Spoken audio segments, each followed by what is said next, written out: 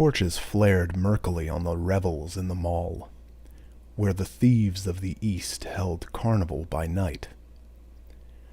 In the mall, they could carouse and roar as they liked, for honest people shunned the quarter, and watchmen, well paid with stained coins, did not interfere with their sport. Along the crooked, unpaved streets with their heaps of refuse and sloppy puddles, drunken roisterers staggered roaring. Steel glinted in the shadows where wolf preyed on wolf, and from the darkness rose the shrill laughter of women and the sounds of scufflings and strugglings. Torchlight licked luridly from broken windows and wide-thrown doors, and out of these doors stale smells of wine and rank, sweaty bodies. Clamor of drinking jacks and fists hammered on rough tables. Snatches of obscene songs, rushed like a blow in the face. In one of these dens, merriment thundered to a low, smoke-stained roof, where rascals gathered in every stage of rags and tatters. Furtive cut-purses, leering kidnappers, quick-fingered thieves, swaggering bravos with their wenches. Strident-voiced women clad in tardy finery. Native rogues were the dominant element. Dark-skinned, dark-eyed Zamorians, with daggers at their girdles and guile in their hearts. But there were wolves of half a dozen outland nations there as well. There was a giant Hyperborean renegade, taciturn, dangerous, with a broadsword strapped to his great gaunt frame. For men wore steel openly in the mall. There was a Shemetish counterfeiter, with his hook nose and curled blue-black beard. There was a bold-eyed Brythunian wench, sitting on the knee of a tawny-haired gunderman, a wandering mercenary soldier, a deserter from some defeated army, and the fat, gross rogue whose bawdy jests were causing all the shouts of mirth, was a professional kidnapper, come up from distant Koth to teach women-stealing to Zamorians, who were born with more knowledge of the art than he could ever attain. This man halted in his description of an intended victim's charms and thrust his muzzle into a huge tankard of frothing ale. Then, blowing the foam from his fat lips, he said, "By Bel, God of all thieves, I'll show them how to steal wenches. I'll have her over the Zamorian border before dawn, and there will be a caravan waiting to receive her. 300 pieces of silver. A Count of Ophir promised me for a sleek young Brythunian of the better class. It took me weeks, wandering among the border cities as a beggar, to find one I knew would suit. And is she a pretty baggage?" He blew a slobbery kiss in the air. "I know lords in Shem who would trade the secret of the Elephant Tower for her," he said, returning to his ale. A touch on his tunic sleeve made him turn his head, scowling at the interruption. He saw a tall, strongly made youth standing beside him. This person was as much out of place in that den as a gray wolf among mangy rats of the gutters. His cheap tunic could not conceal the hard, rangy lines of his powerful frame. The broad, heavy shoulders, the massive chest, lean waist and heavy arms. His skin was brown from outland suns, his eyes blue and smoldering. A shock of tousled black hair crowned his broad forehead. From his girdle hung a sword in a worn leather scabbard.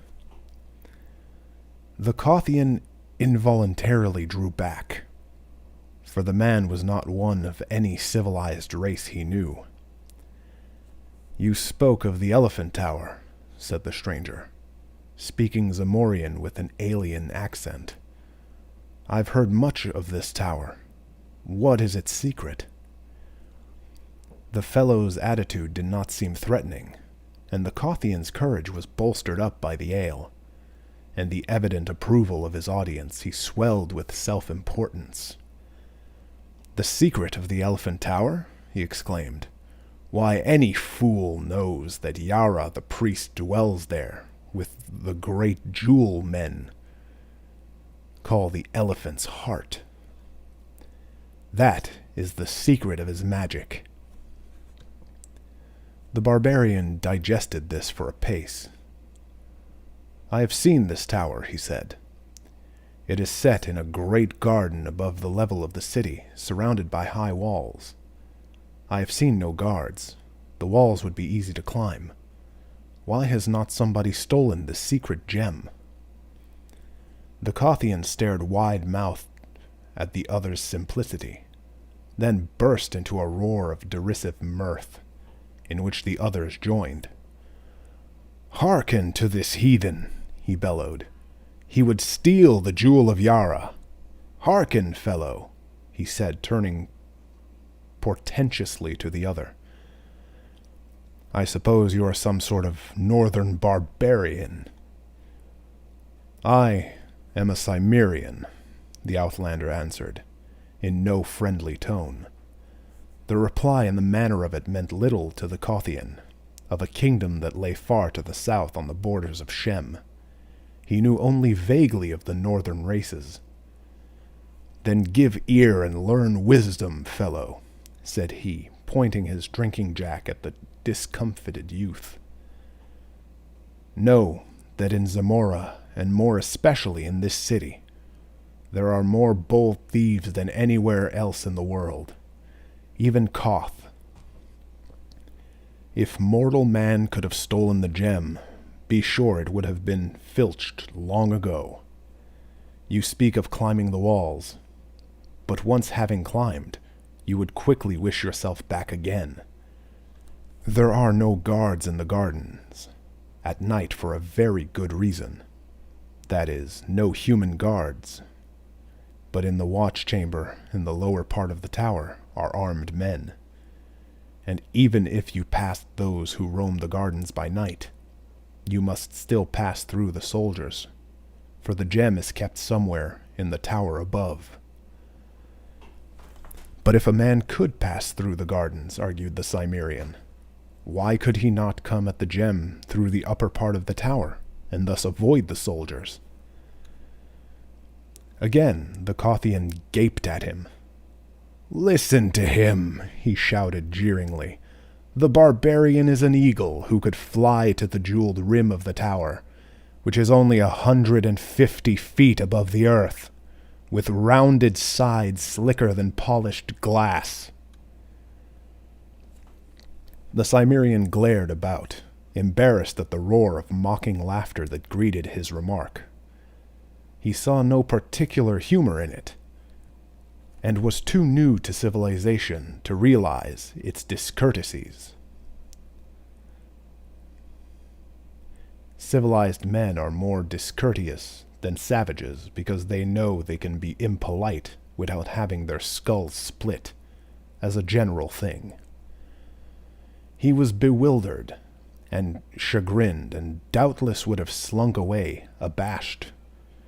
But the Kothian chose to goad him further. "Come, come," he shouted. "Tell these poor fellows who have only been thieves since before you were spawned. Tell them how you would steal the gem." "There is always a way if the desire be coupled with courage," answered the Cimmerian shortly, nettled. The Kothian chose to take this as a personal slur. His face grew purple with anger. "What?" he roared. "You dare tell us our business? and intimate that we are cowards? Get along! Get out of my sight!" And he pushed the Cimmerian violently. "Will you mock me and then lay hands on me?" grated the barbarian, his quick rage leaping up. And he returned the push with an open-handed blow that knocked his tormentor back against the rude-hewn table. Ale splashed over the Jack's lip, and the Kothian roared in fury, dragging out his sword. "Heathen dog!" he bellowed. "I'll have your heart for that!" Steel flashed, and the strong surged wildly back out of the way.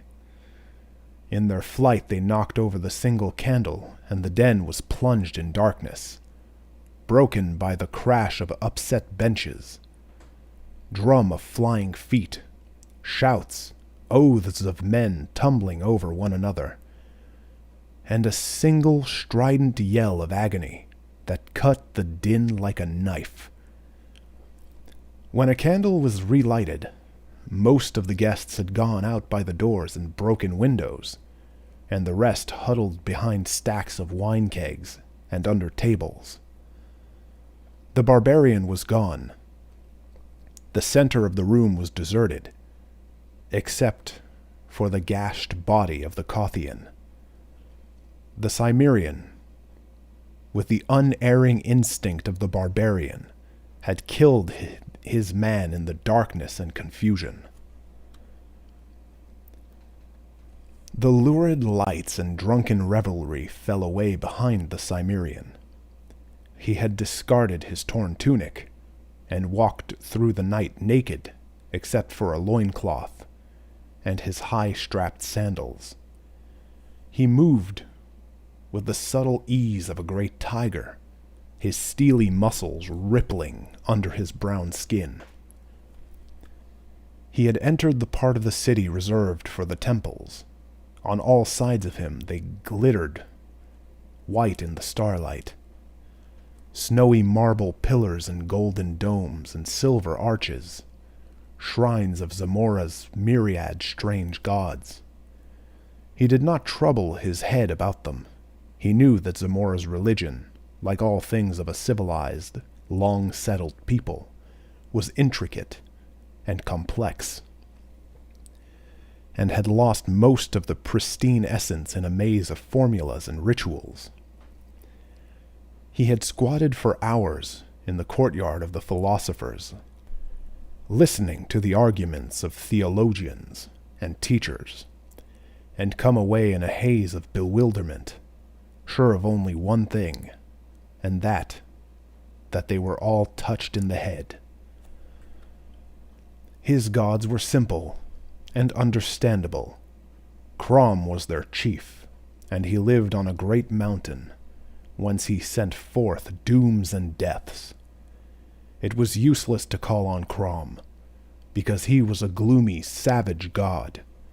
He hated weaklings, but he gave a man courage at birth, and the will and might to kill his enemies, which in the Cimmerian's mind was all any god should be expected to do. His sandaled feet made no sound on the gleaming pave. No watchmen passed, for even the thieves of Maul shunned the temples, where strange dooms had been known to fall on violators. Ahead of him he saw, looming against the sky, the Tower of the Elephant. He mused, wondering why it was so named. No one seemed to know. He had never seen an elephant, but he vaguely understood that it was a monstrous animal, with a tail in front as well as behind. This a wandering Shemite had told him, swearing that he had seen such beasts by the thousands in the country of the Hyrcanians. But all men knew what liars were the men of Shem. At any rate, there were no elephants in Zamora. The shimmering staff of the tower rose frostily in the stars. In the sunlight it shone so dazzlingly that few could bear its glare, and men said it was built of silver. It was round, a slim, perfect cylinder, 150 feet in height, and its rim glittered in the starlight with the great jewels which encrusted it. The tower stood among the waving exotic trees of a garden raised high above the general level of the city. A high wall enclosed this garden, and outside the wall was a lower level, likewise closed by a wall. No lights shone forth. There seemed to be no windows in the tower, at least not above the level of the inner wall. Only the gems high above sparkled frostily in the starlight. Shrubbery grew thick outside the lower or outer wall. The Cimmerian crept close and stood beside the barrier, measuring it with his eyes. It was high, but he could leap and catch the coping with his fingers. Then it would be child's play to swing himself up and over. And he did not doubt that he could pass the inner wall in the same manner, but he hesitated at the thought of the strange perils which were said to await within. These people were strange and mysterious to him. They were not of his kind, not even the same blood as the more westerly Brythunians, Numidians, Kothians, and Aquilonians, whose civilized mysteries had awed him in times past. The people of Zamora were very ancient, and from what he had seen of them, very evil. He thought of Yara, the high priest who worked strange dooms from his jeweled tower, and the Cimmerian's hair prickled as he remembered a tale told by a drunken page of the court. How Yara had laughed in the face of a hostile prince, and held up a glowing evil gem before him, and how rays shot blindingly from that unholy jewel to envelop the prince, who screamed and fell down, and shrank to a withered, blackened lump that changed to a black spider, which scampered wildly about the chamber until Yara set his heel upon it. Yara came not often from his tower of magic, and always to work evil on some man or some nation. The king of Zamora feared him more than he feared death, and kept himself drunk all the time, because that fear was more than he could endure, sober. Yara was very old, centuries old, men said, and added that he could live forever because of the magic of his gem, which men called the heart of the elephant, for no better reason than they named his hold the elephant's tower. The Cimmerian, engrossed in these thoughts, shrank quickly against the wall within the garden. Someone was passing, who walked with a measured stride. The listener heard the clink of steel. So after all, a guard did pace those gardens. The Cimmerian waited, expected to hear him pass again, on the next round, but silence rested over the mysterious gardens. At last curiosity overcame him. Leaping lightly, he grasped the wall and swung himself up to the top with one arm, laying flat on the broad coping. He looked down into the wide space between the walls. No shrubbery grew near him, though he saw some carefully trimmed bushes near the inner wall. The starlight fell on the even swards, and somewhere a fountain trickled. The Cimmerian cautiously lowered himself down on the inside and drew his sword, staring about him. He was shaken, by the nervousness of the wild at standing, thus unprotected in the naked starlight. And he moved lightly around the curve of the wall, hugging its shadow, until he was even with the shrubbery he had noticed. Then he ran quickly toward it, crouching low, and almost tripped over a form that lay crumpled near the edge of the bushes. A quick look to right and left showed him no enemy in sight, at least, and he bent close to investigate. His keen eyes, even in the dim starlight, showed him a strongly built man in the silver armor and crested helmet of the Zamorian Royal Guard. A shield and spear lay near him, and he took but an instant's examination to show that he had been strangled. The barbarian glanced about uneasily. He knew that this man must be the guard he had heard pass his hiding place by the wall. Only a short time had passed, yet in that interval nameless hands had reached out of the dark and choked the soldier's life. Straining his eyes in the gloom, he saw a hint of motion through the shrubs near the wall. Thither he glided, gripping his sword. He made no more noise than a panther stealing through the night. Yet the man he was stalking heard. The Cimmerian had a dim glimpse of a huge bulk close to the wall, felt relief that it was at least human. Then the fellow wheeled quickly with a gasp that sounded like panic, made the first motion of a forward plunge, hands clutching, then recoiled as the Cimmerian blade caught the starlight. For a tense instant neither spoke, standing ready for anything. "You are no soldier," hissed the stranger at last. "You are a thief like myself." "And who are you?" asked the Cimmerian in a suspicious whisper. "Taurus of Numidia." The Cimmerian lowered his sword. "I've heard of you. Men call you a prince of thieves." A low laugh answered him. Taurus was tall as the Cimmerian, and heavier. He was a big-bellied and fat man, but his every movement betokened a subtle, dynamic magnetism, which was reflected in the keen eyes that glinted vitally, even in the starlight.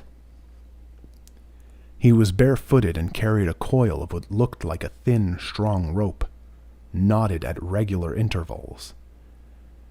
"Who are you?" he whispered. "Conan, a Cimmerian," answered the other.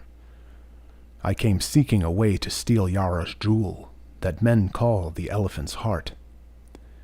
Conan sensed the man's great belly shaking in laughter, but it was not derisive. "By Bel, god of thieves," hissed Taurus, "I had thought only myself had courage to attempt that poaching. These Zamorians call themselves thieves. Bah! Conan, I like your grit. I never shared an adventure with anyone, but by Bel we'll attempt this together if you're willing." "Then you are after the gem too?" "What else? I've had my plans laid for months, but you, I think, have acted on a sudden impulse, my friend. You killed the soldier. Of course. I slid over the wall when he was on the other side of the garden. I hid in the bushes. He heard me, or thought he heard something. When he came blundering over, it was no trick at all to get behind him and suddenly grip his neck and choke out his fool's life. He was like most men, half blind in the dark. A good thief should have eyes like a cat." "You made one mistake," said Conan. Tor's eyes flashed angrily. I? A mistake? Impossible." "You should have dragged the body into the bushes," said the novice to the master of the art. They will not change the guard until past midnight. Should any come searching for him now and find his body, they would flee at once to Yara, bellowing the news, and give us time to escape. Were they not to find it, they'd go on beating up the bushes and catch us like rats in a trap. You are right, agreed Conan. So now attend. We waste time in this cursed discussion. There are no guards in the inner garden. Human guards, I mean. Though there are sentinels even more deadly. It was their presence which baffled me for so long, but I finally discovered a way to circumvent them. What of the soldiers in the lower part of the tower? Old Yara dwells in the chambers above. By that route we will come, and go, I hope. Never mind asking me how. I have arranged a way. We'll steal down through the top of the tower and strangle old Yara before he can cast any of his accursed spells on us. At least we will try. It's the chance of being turned into a spider or a toad, against the wealth and power of the world. All good thieves must know how to take risks. I'll go as far as any man, said Conan, slipping off his sandals. Then follow me. And turning, Taurus leaped up, caught the wall, and drew himself up. The man's suppleness was amazing, considering his bulk. He seemed almost to glide up over the edge of the coping.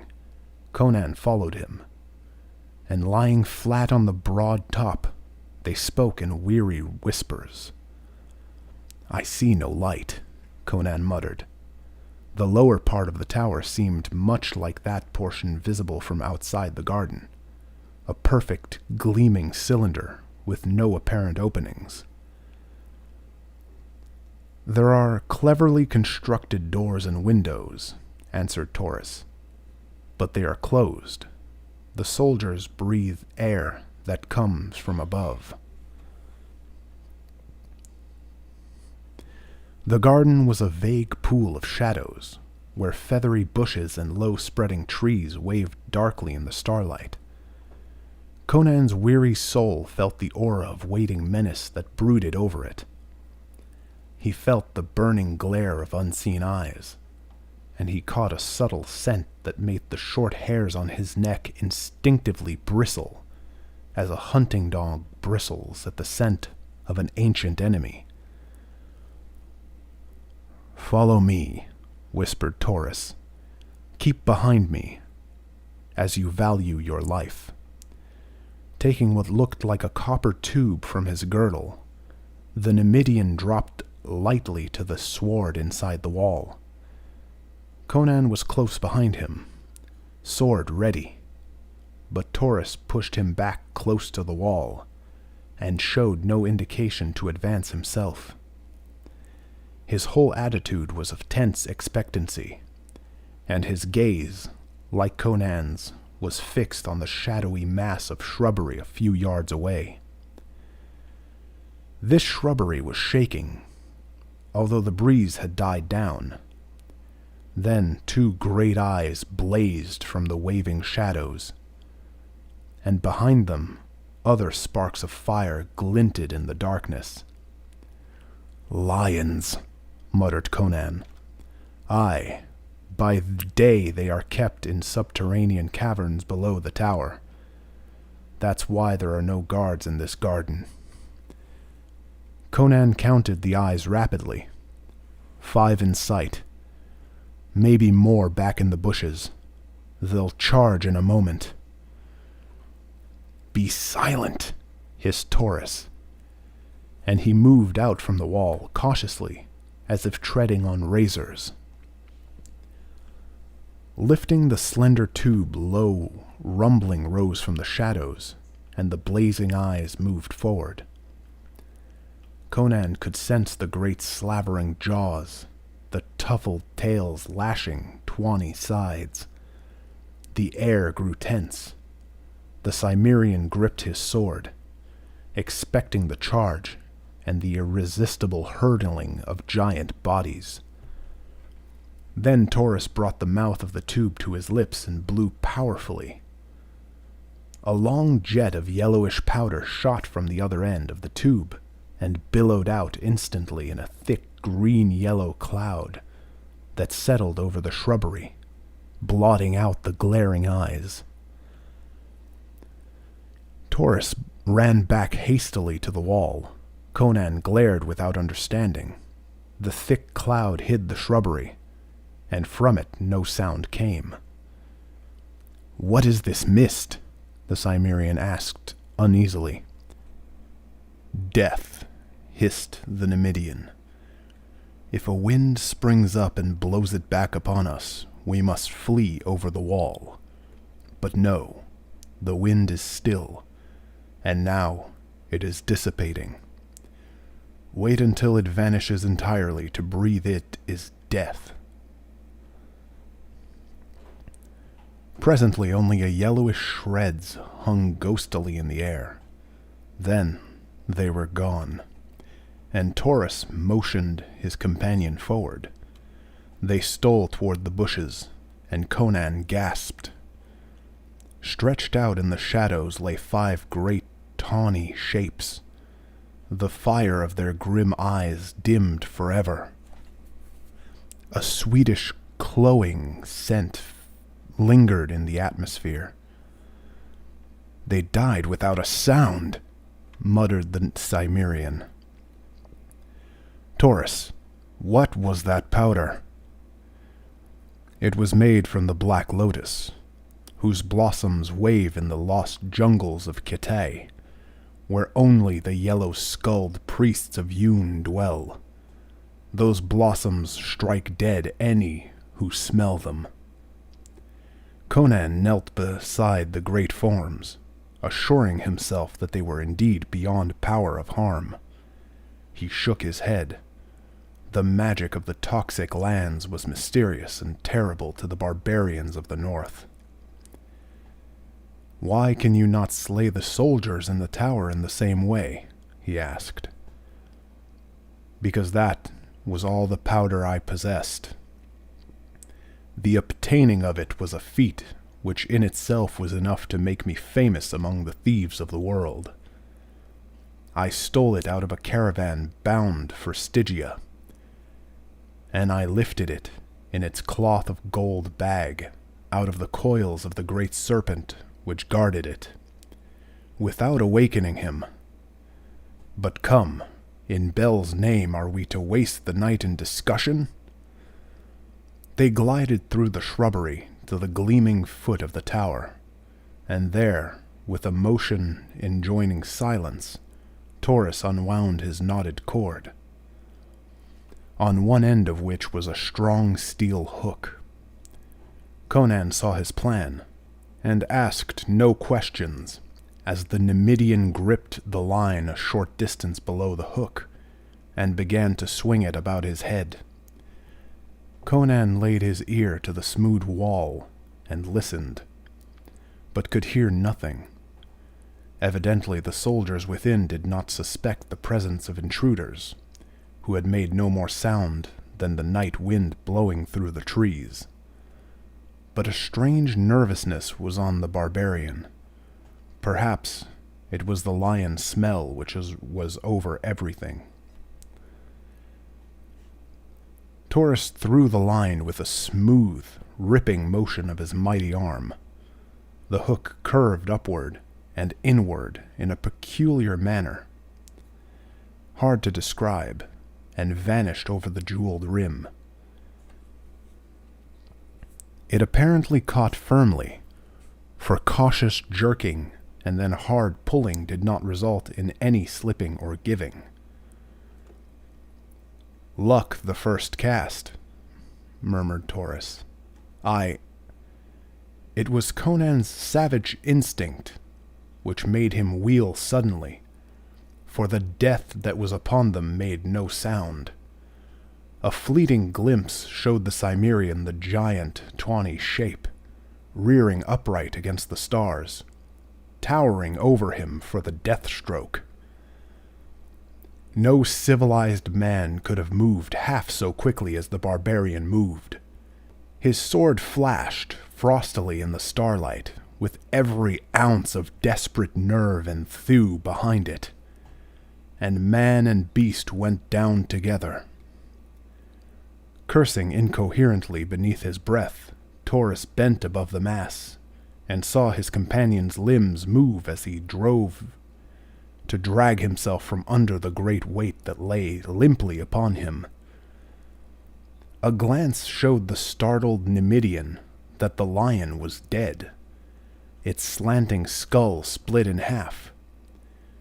He laid hold of the carcass, and by his aid Conan thrust it aside and clambered up, still gripping his dripping sword. "Are you hurt, man?" gasped Taurus, still bewildered by the stunning swiftness of that touch-and-go episode. "No, by Crom," answered the barbarian. "But that was as close a call as I have had in a life no ways tame. Why did not the cursed beast roar as it charged?" "All things are strange in this garden," said Taurus. "The lions strike silently, and so do other deaths. But come. Little sound was made in that slaying, but the soldiers might have heard, if they are not asleep or drunk. That beast was in some other part of the garden, and escaped the death of the flowers. But surely there are no more. We must climb this cord. Little need to ask a Cimmerian if he can." "If it will bear my weight," grunted Conan, cleansing his sword on the grass. "It will bear thrice my own," answered Taurus. "It was woven from the tresses of dead women, which I took from their tomb at midnight, and steeped in the deadly wine of the upas tree, to give it strength. I will go first, then follow me closely." The Numidian gripped the rope and, crooking a knee about it, began the ascent. He went up like a cat, belaying the apparent clumsiness of his bulk. The Cimmerian followed. The cord swayed and turned on itself, but the climbers were not hindered. Both had made more difficult climbs before. The jeweled rim glittered high above them, jutting out from the perpendicular, a fact which added greatly to the ease of the ascent. Up and up they went, silently, the lights of the city spreading out further and further to their sight as they climbed, the stars above them more and more dimmed by the glitter of the jewels along the rim. Now Taurus reached up a hand and gripped the rim itself, pulling himself up and over. Conan paused a moment on the very edge, fascinated by the great frosty jewels whose gleams dazzled his eyes. Diamonds, rubies, emeralds, sapphires, turquoises, moonstones, set thick as stars in the shimmering silver. At a distance, their different gleams had seemed to merge into a pulsing white glare. But now, at close range, they shimmered with a million rainbow tints and lights, hypnotizing him with their scintillations. "There is a fabulous fortune here, Taurus," he whispered. But the Numidian answered impatiently, "Come on. If we secure the heart, these and all other things shall be ours." Conan climbed over the sparkling rim. The level of the tower's top was some feet below the gemmed edge. It was flat, composed of some dark blue substance, set with gold that caught the starlight, so that the whole looked like a wide sapphire flecked with shiny gold dust. Across from the point where they had entered, there seemed to be a sort of chamber built upon the roof. It was of the same silvery material as the walls of the tower, adorned with designs worked in smaller gems. Its single door was of gold, its surface cut in scales, and crusted with jewels that gleamed like ice. Conan cast a glance at the pulsing ocean of lights, which spread far below them, then glanced at Taurus. The Numidian was drawing up his cord and coiling it. He showed Conan where the hook had caught. A fraction of an inch of the point had sunk under a great blazing jewel on the inner side of the rim. "Luck was with us again," he muttered. "One would think that our combined weight would have torn that stone out. Follow me. The real risks of the venture begin now. We are in the serpent's lair, and we know not where he lies hidden." Like stalking tigers, they crept across the darkly gleaming floor, and halted outside the sparkling door. With a deft and cautious hand, Taurus tried it. It gave without resistance, and the companions looked in, tensed for anything. Over the Numidian's shoulder, Conan had a glimpse of a glittering chamber, the walls, ceiling, and floor of which were crusted with great white jewels, which lighted it brightly, and which seemed its only illumination. It seemed empty of life. "Before we cut off our last retreat," hissed Taurus, "go you to the rim and look over on all sides if you see any soldiers moving in the gardens, or anything suspicious. Return and tell me. I will await you within this chamber." Conan saw scant reason in this, and a faint suspicion of his companion touched his wary soul, but he did as Taurus requested. As he turned away, the Numidian slipped inside the door and drew it shut behind him. Conan crept about the rim of the tower, returning to his starting point without having seen any suspicious movement in the vaguely waving sea of leaves below. He turned toward the door. Suddenly, from within the chambers, there sounded a strangled cry. The Cimmerian leapt forward, electrified. The gleaming door swung open, and Taurus stood framed in the cold blaze behind him. He swayed, and his lips parted, but only a dry rattle burst from his throat. Catching at the gold door for support, he lurched out upon the roof, then fell headlong, clutching at his throat. The door swung to behind him. Conan, crouching like a panther at bay, saw nothing in the room behind the stricken Numidian. In the brief instant the door was partly open. Unless it was not a trick of the light which made it seem as if a shadow darted across the gleaming door. Nothing followed Taurus out on the roof, and Conan bent above the man. The Numidian stared up with dilated, glazed eyes that somehow held a terrible bewilderment. His hands clawed at his throat. His lips slobbered and gurgled. Then, suddenly, he stiffened, and the astounded Cimmerian knew that he was dead. And he felt that Taurus had died without knowing what manner of death had stricken him. Conan glared bewilderedly at the cryptic golden door. In that empty room, with its glittering jeweled walls, death had come to the Prince of Thieves as swiftly and mysteriously as he had dealt doom to the lions in the gardens below. Gingerly, the barbarian ran his hands over the man's half-naked body, seeking a wound. But the only marks of violence were between his shoulders, high up near the base of his bull neck. 3 small wounds, which looked as if 3 nails had been driven deep in the flesh and withdrawn. The edges of these wounds were black, and a faint smell, as of putrefaction, was evident. Poisoned darts? Thought Conan. But in that case the missiles should be still in the wounds.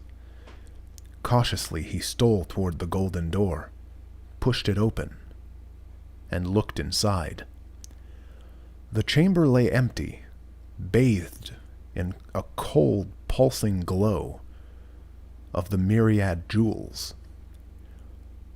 In the very center of the ceiling, he idly noted a curious design. A black 8-sided pattern, in the center of which 4 gems glittered with a red flame, unlike the white blaze of the other jewels. Across the room, there was another door, like the one in which he stood, except that it was not carved in the scale pattern. Was it from that door that death had come? And having struck down its victim, had it retreated by the same way? Closing the door behind him, the Cimmerian advanced into the chamber. His bare feet made no sound on the crystal floor. There were no chairs or tables in the chamber.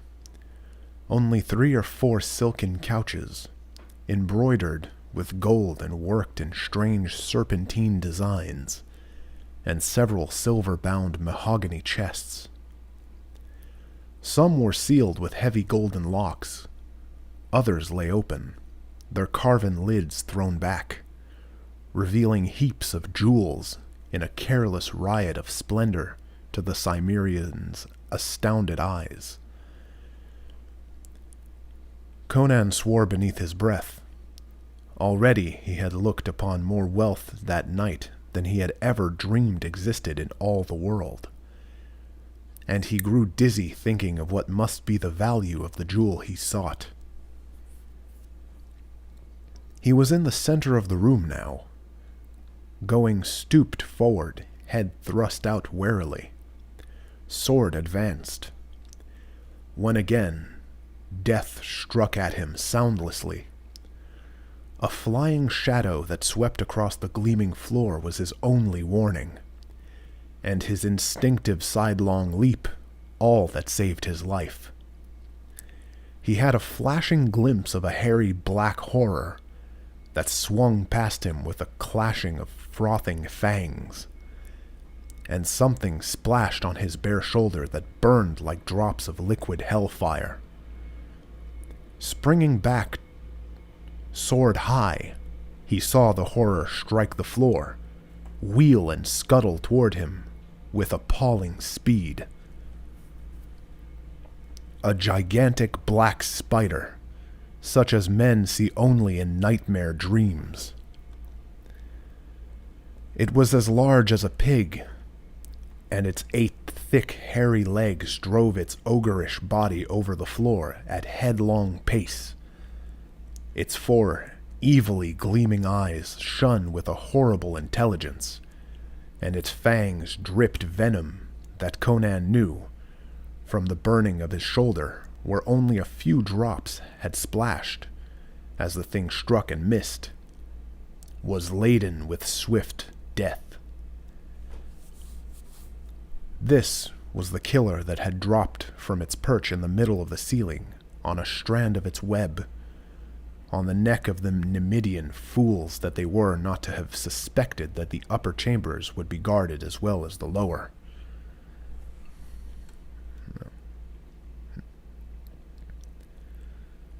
These thoughts flashed briefly through Conan's mind as the monster rushed. He leapt high, and it passed beneath him, wheeled and charged again. This time, he evaded its rush with a sidewise leap, and struck back like a cat. His sword severed one of the hairy legs, and again he barely saved himself as the monstrosity swerved at him, fangs clicking fiendishly. But the creature did not press the pursuit. Turning, it scuttled across the crystal floor and ran up the wall to the ceiling, where it crouched for an instant, glaring down at him with its fiendish red eyes. Then, without warning, it launched itself through the space, trailing a strand of slimy, grayish stuff. Conan stepped back to avoid the hurtling body, then ducked frantically, just in time to escape being snared by the flying web of rope. He saw the monster's intent and sprang toward the door, but it was quicker, and a sticky strand cast across the door made him a prisoner. He dared not try to cut it with his sword. He knew the stuff would cling to the blade, and before he could shake it loose, the fiend would be sinking its fangs into his back. Then began a desperate game. The wits and quickness of the man matched against the fiendish craft and speed of the giant spider. It no longer scuttled across the floor in a direct charge, or swung its body through the air at him. It raced about the ceiling and the walls, seeking to snare him in the long loops of sticky gray web strands, which it flung with a devilish accuracy. These strands were thick as ropes, and Conan knew that once they were coiled about him, his desperate strength would not be enough to tear him free before the monster struck. All over the chamber went on that devil's game, in utter silence except for the quick breathing of the man, the low scuff of his bare feet on the shining floor, the castanet rattle of the monstrosity's fangs. The gray strands lay in coils on the floor. They were looped along the walls. They overlaid the jewel chests and silken couches, and hung in dusky festoons from the jeweled ceiling. Conan's steel trap quickness of eye and muscle had kept him untouched, though the sticky loops had passed him so close they rasped his naked hide. He knew he could not always avoid them. He not only had to watch the strands swinging from the ceiling, but to keep his eye on the floor, lest he trip in the coils that lay there. Sooner or later, a gummy loop would writhe about him, python-like, and then, wrapped like a cocoon, he would lie at the monster's mercy. The spider raced across the chamber floor, the gray rope waving out behind it. Conan leapt high. Clearing a couch with a quick wheel, the fiend ran up the wall, and the strand, leaping off the floor like a live thing, whipped about the Cimmerian's ankle. He caught himself on his hands as he fell, jerking frantically at the web which held him like a pliant vice, or the coil of a python. The hairy devil was racing down the wall to complete its capture. Stung to frenzy, Conan caught up a jeweled chest and hurled it with all his strength. It was a move the monster was not expecting. Full in the midst of the branching black legs, the massive missile struck, smashing against the wall with a muffled, sickening crunch. Blood and greenish slime spattered, and the shattered mass fell with the burst gem chest to the floor. The crushed black body lay among the flaming riot of jewels that spilled over it. The hairy legs moved aimlessly. The dying eyes glittered redly among the twinkling gems. Conan glared about, but no other horror appeared, and he set himself to working free of the web. The substance clung tenaciously to his ankle and his hands, but at last he was free, and taking up his sword he picked his way among the gray coils and loops to the inner door. What horrors lay within he did not know. The Cimmerian's blood was up, and since he had come so far and overcome so much peril, he was determined to go through to the grim finish of the adventure, whatever that might be. and he felt that the jewel he sought was not among the many so carelessly strewn about the gleaming chamber. Stripping off the loops that fouled the inner door, he found that it, like the other, was not locked. He wondered if the soldiers below were still unaware of his presence. Well, he was high above their heads, and if tales were to be believed, they were used to strange noises in the tower above them, sinister sounds and screams of agony and terror. Yara was on his mind, and he was not altogether comfortable as he opened the golden door, but he saw only a flight of silver steps leading down, dimly lighted by what means he could not ascertain. Down these he went silently, gripping his sword. He heard no sound and came presently to an ivory door set with bloodstones. He listened, but no sound came from within.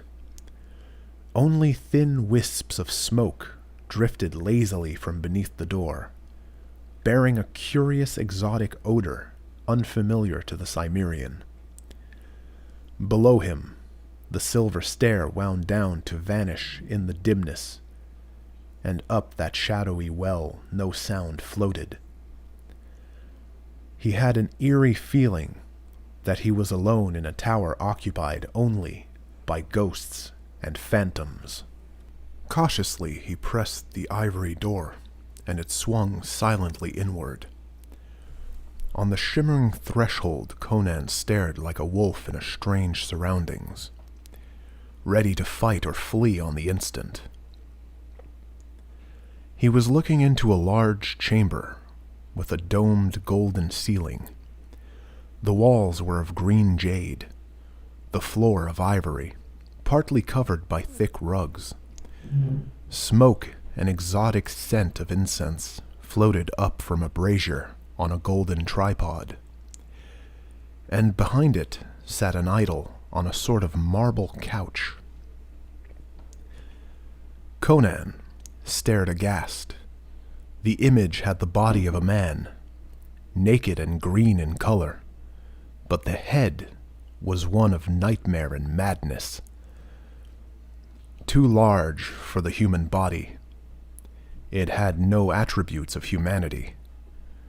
Conan stared at the wide, flaring ears, the curly proboscis, on either side of which stood white tusks, tipped with round golden balls. The eyes were closed as if in sleep. This, then, was the reason for the name of the tower. The Tower of the Elephant. For the head of the thing was much like that of the beasts described by the Shemitish wanderer. This was Yara's god. Where, then, should the gem be, but concealed in the idol, since the stone was called the elephant's heart? As Conan came forward, his eyes fixed on the motionless idol, the eyes of the thing opened suddenly. The Cimmerian froze in his tracks. It was no image. It was a living thing, and he was trapped in its chamber. That he did not instantly explode in a burst of murderous frenzy is a fact that measures his horror, which paralyzed him where he stood. A civilized man in his position would have sought doubtful refuge in the conclusion that he was insane.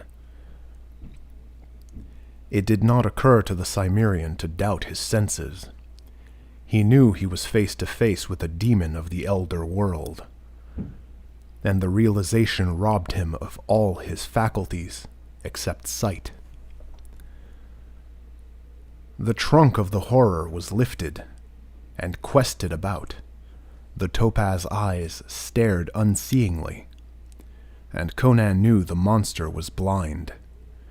With the thought came a thawing of his frozen nerves, and he began to back silently toward the door. But the creature heard. The sensitive trunk stretched toward him, and Conan's horror froze him again when the being spoke.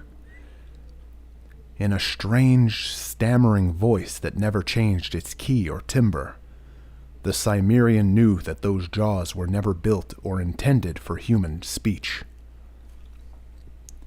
"Who is here? Have you come to torture me again, Yara? Will you never be done? Oh, Yag-Kosha, there is no end to agony." Tears rolled from the sightless eyes, and Conan's gaze strayed to the limbs stretched on the marble couch. And he knew the monster would not rise to attack him. He knew the marks of the rack, and the searing brand of the flame. And the tough-souled as he was, he stood aghast at the ruined deformities, which his reason told him had once been limbs as comely as his own. And suddenly all fear and repulsion went from him, to be replaced with a great pity. What this monster was, Conan could not know, but the evidence of its sufferings were so terrible and pathetic that a strange aching sadness came over the Cimmerian. He knew not why. He only felt that he was looking upon a cosmic tragedy, and he shrank with shame, as if the guilt of a whole race were laid upon him. "I am not Yara," he said. "I am only a thief. I will not harm you. Come near, that I may touch you."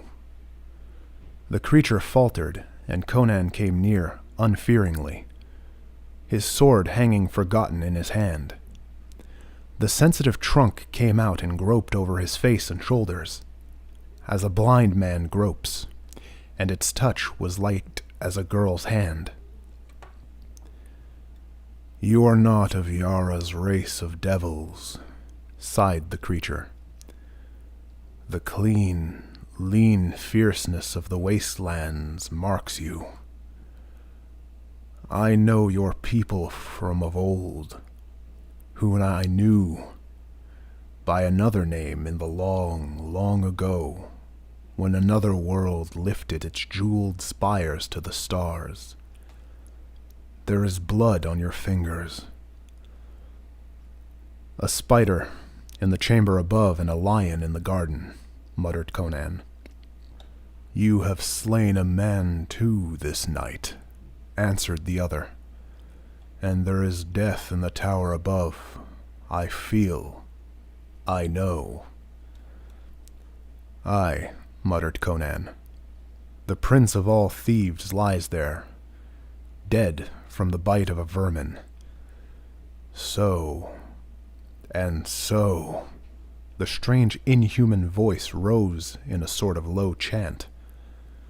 "A slaying in a tavern, and a slaying on the road. I know. I feel. And the third will make the magic of which not even Yara dreams. Oh, magic of deliverance.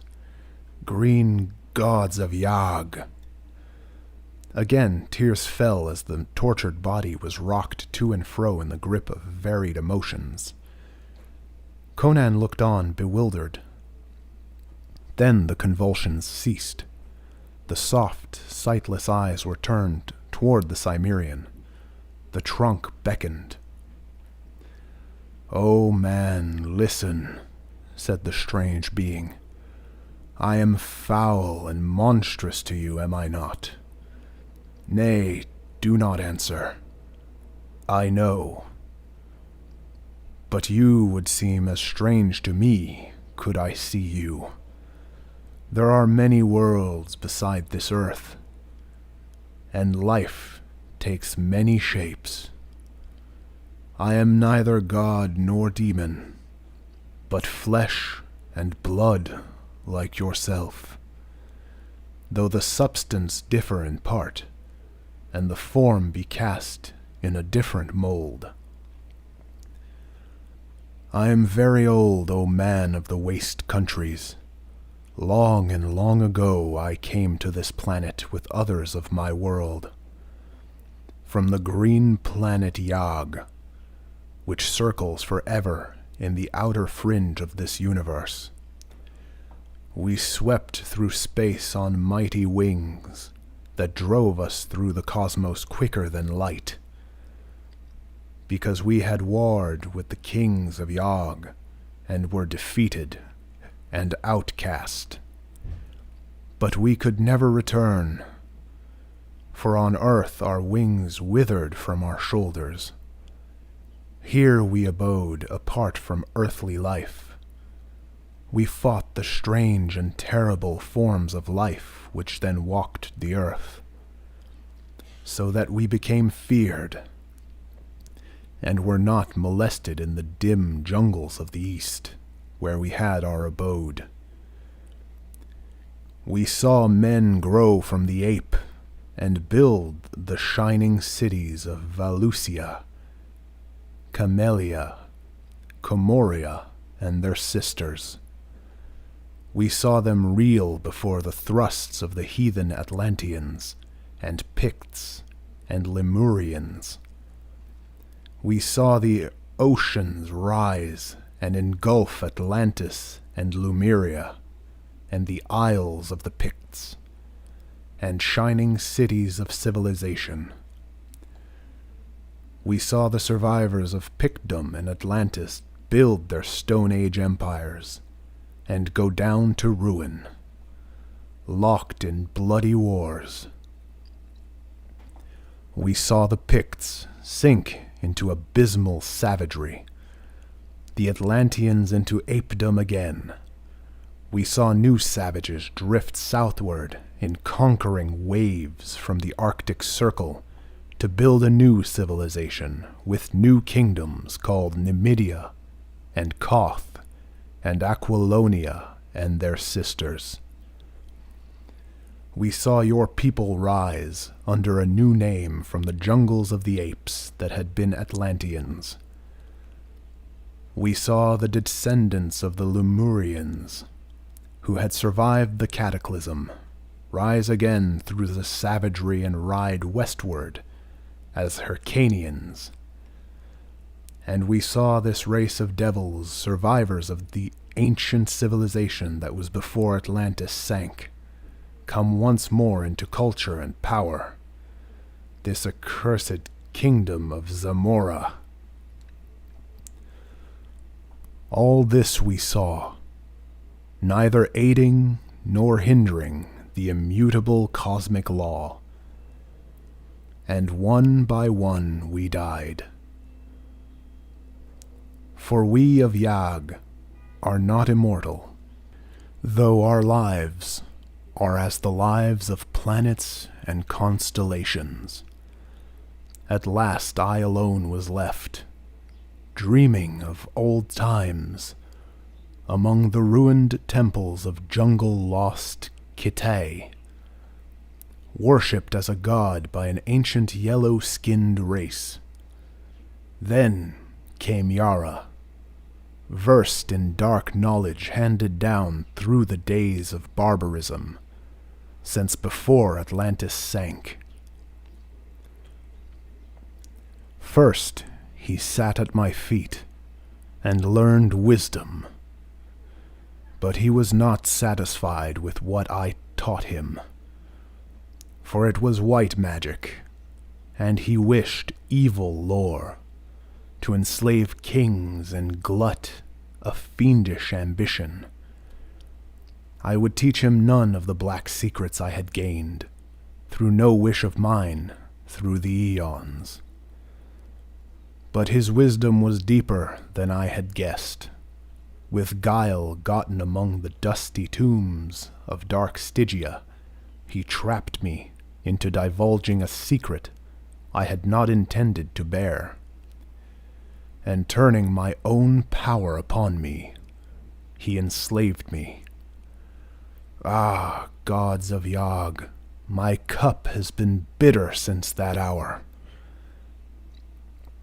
He brought me up from the lost jungles of Kitay, where the gray apes danced to the pipes of the yellow priests, and offerings of fruit and wine heaped my broken altars.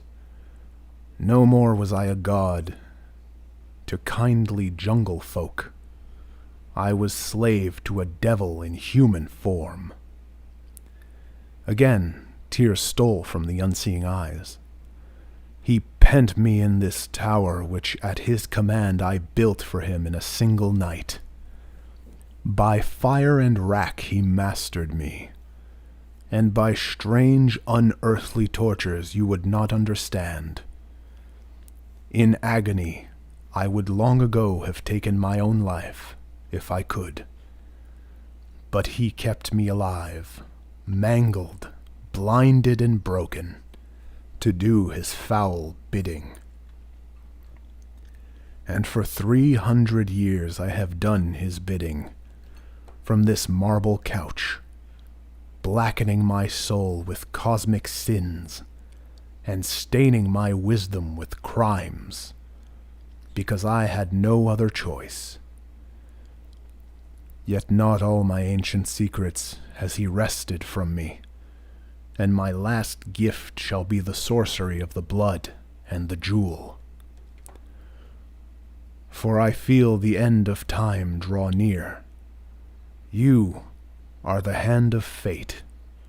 I beg of you, take the gem you will find on yonder altar.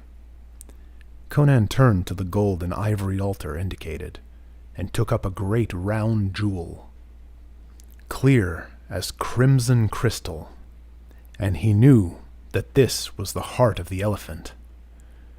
Now for the great magic, the mighty magic, such as earth has not seen before, and shall not see again.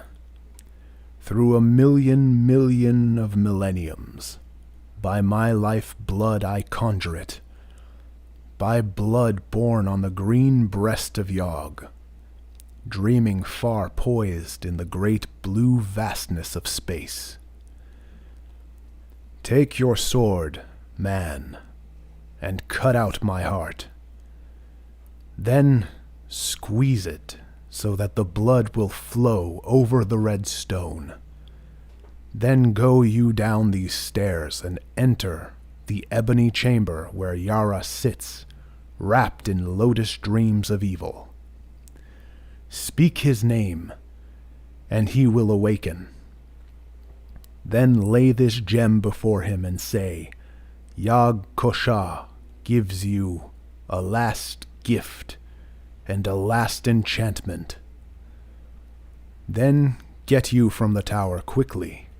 Fear not, your way shall be made clear. The life of man is not the life of Yag, nor is human death the death of Yag. Let me be free of this cage of broken, blind flesh, and I will once more be Yoga of Yag, morning crowned and shining with wings to fly, and feet to dance, and eyes to see, and hands to break. Uncertainly, Conan approached, and Yag Kosha, or Yoga, as if sensing his uncertainty, indicated where he should strike. Conan set his teeth and drove the sword deep. Blood streamed over the blade and his hand, and the monster started convulsing, then lay back quite still. Sure that life had fled, at least life as he understood it, Conan set to work on his grisly task, and quickly brought forth something that he felt must be the strange being's heart, though it differed curiously from any he had ever seen. Holding the pulsing organ over the blazing jewel, he pressed it with both hands, and a rain of blood fell on the stone. To his surprise, it did not run off, but soaked into the gem, as water is absorbed by a sponge. Holding the jewel gingerly, he went out of the fantastic chamber and came upon the silver steps. He did not look back. He instinctively felt that some transmutation was taking place in the body on the marble couch, and he further felt that it was of a sort not to be witnessed by human eyes. He closed the ivory door behind him, and without hesitation descended the silver steps. It did not occur to him to ignore the instructions given him. He halted at an ebony door, in the center of which was a grinning silver skull, and pushed it open. He looked into a chamber of ebony and jet, and saw on a black silken couch a tall, spare form reclining. Yara, the priest and sorcerer, lay before him, his eyes open and dilated with the fumes of the yellow lotus, far staring, as if fixed on gulfs and nighted abysses beyond human ken. "Yara," said Conan, like a judge pronouncing doom, "awaken!" The eyes cleared instantly and became cold and cruel as a vulture's. The tall, silken-clad form lifted erect and towered gauntly above the Cimmerian. "Dog!" His hiss was like the voice of a cobra. "What do you do here?" Conan laid the jewel on the ebony table. "He who sent this gem bade me say, Yog-Kosha gives you a last gift and a last enchantment." Yara recoiled, his dark face ashy. The jewel was no longer crystal clear. Its murky depths pulsed and throbbed, and curious smoky waves of changing color passed over its smooth surface. As if drawn hypnotically, Yara bent over the table and gripped the gem in his hands, staring into its shadowed depths, as if it were a magnet to draw the shuddering soul from his body. And as Conan looked, he thought that his eyes must be playing him tricks, for when Yara had risen up from his couch, the priest had seemed gigantically tall. Yet now he saw that Yara's head would scarcely come to his shoulder. He blinked, puzzled, and for the first time that night doubted his own senses. Then with a shock he realized that the priest was shrinking in stature, was growing smaller before his very gaze. With a detached feeling he watched, as a man might watch a play, immersed in a feeling of overpowering unreality. The Cimmerian was no longer sure of his own identity. He only knew that he was looking upon the external evidence of the unseen play of vast outer forces beyond his understanding. Now Yara was no bigger than a child. Now, like an infant, he sprawled on the table, still grasping the jewel. And now the sorcerer suddenly realized his fate, and he sprang up, releasing the gem. But still he dwindled, and Conan saw a tiny, pygmy figure rushing wildly about the ebony tabletop, waving tiny arms and shrieking in a voice that was like the squeak of an insect. Now he had shrunk until the great jewel towered above him like a hill, and Conan saw him cover his eyes with his hands, as if to shield them from the glare, as he staggered about like a madman. Conan sensed that some unseen magnetic force was pulling Yara to the gem.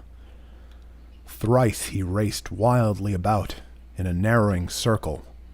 Thrice he strove to turn and run out across the table.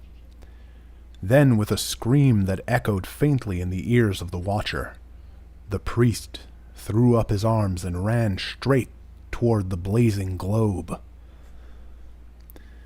Bending close, Conan saw Yara clamber up the smooth, curving surface, impossibly, like a man climbing a glass mountain. Now the priest stood on the top, still with tossing arms, invoking what grisly names only the gods know. And suddenly he sank into the very heart of the jewel, as a man sinks into a sea. And Conan saw the smoky waves close over his head. Now he saw him in the crimson heart of the jewel, once more crystal clear, as a man sees a scene far away, tiny with great distance. And into the heart came a green, shining, winged figure with the body of a man and the head of an elephant. No longer blind or crippled, Yara threw up his arms and fled as a madman flees, and on his heels came the Avenger.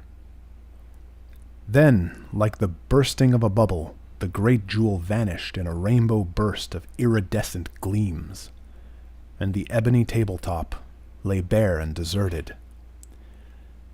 As bare, Conan somehow knew, as the marble couch in the chamber above, where the body of that strange transcosmic being called Yag Kosha and Yoga had lain. The Cimmerian turned and fled from the chamber, down the silvery stairs. So mazed was he that it did not occur to him to escape from the tower by the way he had entered it. Down that winding, shadowy silver well he ran, and came into a large chamber at the foot of the gleaming stairs. There he halted for an instant. He had come into the room of soldiers. He saw the glitter of their silver corselets and the sheen of their jeweled sword hilts. They sat slumped at the banquet board, their dusky plumes waving somberly above their drooping helmeted heads. They lay among their dice and fallen goblets, on the wine-stained lapis lazuli floor, and he knew that they were dead. The promise had been made, the word kept. Whether sorcery or magic or the falling shadow of great green wings had stilled the revelry, Conan could not know. But his way had been made clear, and a silver door stood open, framed in the whiteness of dawn. Into the waving green gardens came the Cimmerian, and as the dawn wind blew upon him with the cool fragrance of luxuriant growths, he started like a man waking from a dream. He turned back uncertainly to stare at the cryptic door he had just left. Was he bewitched and enchanted? Had he dreamed all that had seemed to have passed? As he looked, he saw the gleaming tower sway against the crimson dawn, its jewel-crusted rim sparkling in the growing light, and crash into shining shards. And that is the end of the Tower of the Elephant. I chose this story because it most encompasses how Conan was very much an inspiration for stories like Elric. And not a direct, oh, the same characters are in this story, like the similarities between Elric and The Witcher. No, not that at all. It's the fantastic element. The things just thrown at you that don't really make sense, but you have a sense that they are whimsical and fantastic, and just, it fills you with wonder. That sense when you're reading the story. Also, the way it's written, swords and sorcery is a genre that's it's very specifically written. It has to be, for it to work at all. It has to be one grounded individual in a world gone insane with the forces of chaos and cosmic malevolence and benevolence, as we've seen in this story. I love this genre so much, and there are also similarities in differences that I can see. Whereas Elric is frail and depends on sorcerous means to stay alive, Conan has the vitality of the barbarian, the vitality of humanity, and he fears sorcery. With good reason. It has never helped him once. In the world of Conan, trusting a magician, a sorcerer, anyone that can do magic can be fatal. Or, even worse, lead your enslavement. It can be in a myriad ways, it can be extremely bad for you. It can lead to your death. It can lead to your enslavement. It can lead to your imprisonment for all eternity. Magic in the world of Conan is just not to be trusted at all, even by the sorcerers that practice it. You have stories in the Conan universe where sorcerers of immense power and just fountains of knowledge on the arcane had that knowledge and power just turn against them in the worst way possible. As again, we've seen here. He enslaved a super being. He lived for 300 years thanks to this enslavement and sorcerous means. He had himself built a tower of unimaginable splendor, only to have it go against him.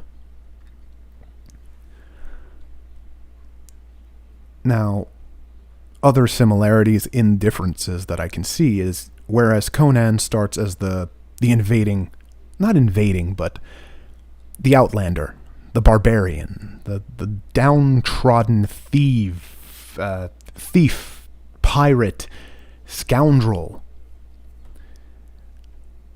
and he ascends to kinghood. He ascends to the throne of Aquilonia. Elric starts out as emperor, and through his own actions and through fate, really, descends into barbarism and mercenary dealings. He descends into being a sellsword, whereas Conan starts as a sellsword and ascends to a throne. These are called similarities in differences. It's the opposite, but they're very exactly opposite. And I'm not saying that Moorcock ripped off Conan. That is not what I'm saying in the least. But he was very much inspired by Conan in what I think would be a what-if type of imagination. What if my character were already emperor? What if my character already had supreme power? What if my character was not hugely strong and mighty? What if my character relied on sorcerous means to keep himself alive because he was sickly and weak and frail?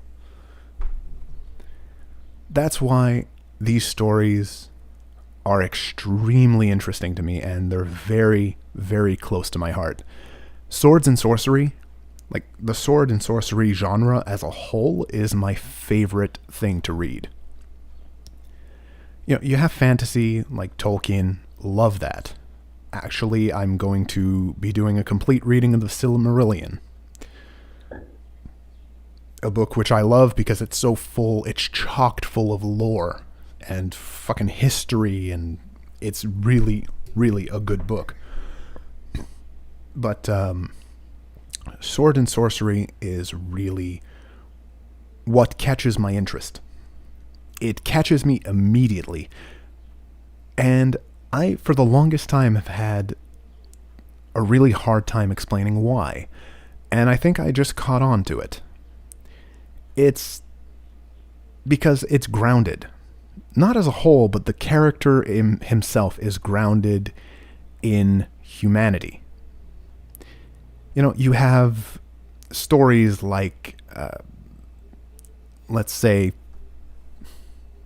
giving you an example, The Lord of the Rings. You have these characters that do fantastic things, the hobbits, the elves, fantastic things, and they're always all hopeful and, I have to do what I have to do. But stories like Conan is very much selfish at times. In The Queen of the Black Coast, he abandons pretty much the crew that took him in after he ran away from the guards to go fucking. I can only put it that way. To go have sex. And he is unapologetic about it. Because what do these people matter to him? If they're not strong enough to live, die. That's it. That is due to his Cimmerian origins. They worship Crom, a god who doesn't care. A god that throws down dooms and deaths from his mountain hold if you're weak. And he just throws them out, not if you're weak. He doesn't specifically even target you. He just throws them out. Whoever survives it, hey, good on you. He gives you the will to live at birth and the will and the power, the strength to kill your enemies at birth. That's all he gives you. And as in this book, as is said in this book, that's really all you ought to expect from a god. They don't owe you anything. The fact that he gives Conan this amazing ability to survive and thrive and surpass his enemies and crush them beneath his sandaled feet is just something amazing. Already, it is a boon that cannot be discounted. Even if it wasn't meant to be so, the way you use the god's favor, however little it is, really makes the difference. It is up to you, and that's why I say it is grounded in humanity. It's grounded in what you are dealt in life. What will you do with this hand of cards that you were dealt? No matter how shitty it is, no matter how good, you may have a royal flush, you may have nothing. What you do with that hand of cards is exactly what the gods owe you. Absolutely nothing. Anyways, I can go on and on and on and talk about this subject for hours and days and months, so I'm going to cut it off here. If you're interested in hearing more of my opinions and theories and stuff like that, and just talk about these books, we have a Discord, which will be linked in the description below. Come have a chat. It's fun. It's friendly. Everybody there is respectful. We don't, we're not going to ostracize anyone. If you're there to talk about this awesome literature, then you're welcome. Anyways, it's been fun. I'm currently still working on the Drizzt Homeland. I am going to try to get out the whole book in one video. From now on, if it doesn't take me too long, it might either be in 2 parts or one whole part. Because doing these in parts is kind of... I get why certain people go like, oh, yeah, okay, so it cuts off exactly at the best part. I try to cut it off after chapters. Like that, I can start it up at another chapter, but you know what? Just in the interest of giving people more content, I'm going to start, like I did here, do the complete story, then post it. So, take care of yourselves, and as always, be careful out there.